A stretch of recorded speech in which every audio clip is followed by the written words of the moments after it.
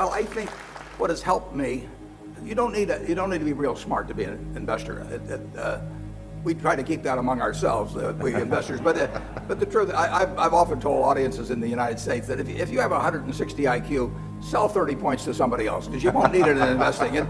But what you do need, you need a reasonable intelligence, and you need a passion for the activity. I mean, to do anything well, you have to love it, I think. But the most important ingredient is temperament.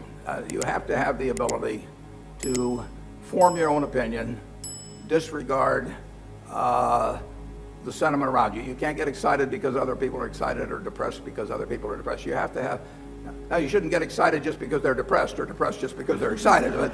But you have to have an ability to look at facts and think about them, independent of the chatter you hear in the background. And I would say that's about 80% of investing. And if you have that, you will have these other qualities like patience. I'm not a gutsy investor. I mean, I just do things that are pretty simple and obvious. And I don't feel I have to get rich tomorrow or the next day or next week. I mean, if I've made a decision, in fact, the real test is this: if you're buying a stock, would you buy that stock if you knew they were going to close the stock exchange for a couple of years?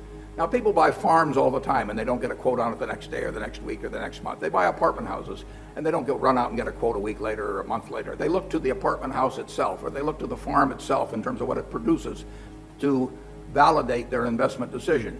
But when they buy a stock, they want to look at the price the next morning to see whether they made the right decision or not, and that's just foolish. I mean, if you bought into a private business, you would look to the business to see how it performed. If it earned more money year after year and could pay out a reasonable amount to you, you'd feel quite satisfied, and you wouldn't feel you had to get a quote every day. So if you're buying a stock, I mean, we're buying one stock now at the moment, and if the New York Stock Exchange closed tomorrow and stayed closed for a couple of years, I would feel fine with that stock, because I'm looking to the business itself and not to the stock. And that attitude, which was taught to me by a fellow named Benjamin Graham 60 years ago, is still it's the fundamental philosophy by which I operate. And if you have that approach, and you can ignore the enthusiasms and the wails of the crowd and all of that sort of thing, you're bound to do well in stocks.